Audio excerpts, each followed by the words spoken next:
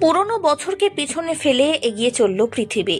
2024কে বিদায় জানিয়ে 2025কে স্বাগত জানানোর পালা। তবে এই পৃথিবীর মতোই আজব বিশ্বের টাইম জোন।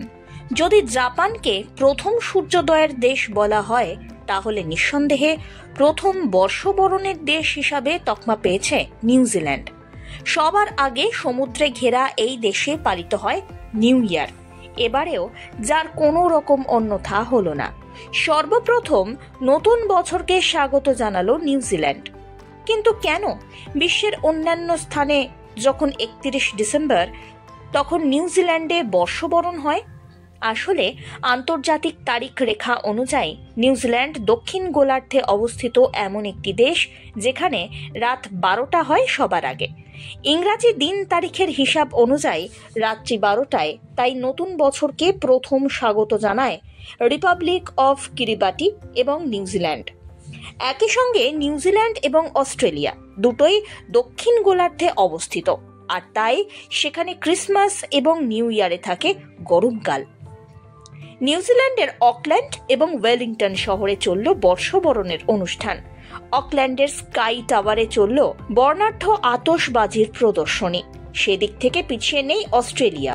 সিডনি, মেলবোর্ন, ক্যানবেরায় আলোর উৎসব করে নতুন বছরকে বরণ করে নেওয়া হলো।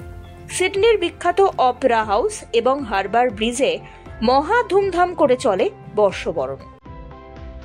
গোটা বিশ্বের বিভিন্ন দেশে নতুন বছরকে বরণ করার নানা পন্থা বেছে নেওয়া হয়েছে। নাচ, গান, পার্টি থেকে জমিয়ে পিকনিকের আনন্দ, থাকে খাওয়া দাওয়াও। বছর বরণের জন্য একগুচ্ছ কর্মসূচি। তবে নতুন বছর বরণের ক্ষেত্রে সব থেকে আকর্ষণীয় হলো আতশবাজি। ঠিক তেমনই নিউজিল্যান্ড এবং অস্ট্রেলিয়ায় আতশবাজি ফাটিয়ে বরণ করে নেওয়া হয় নতুন বছরকে।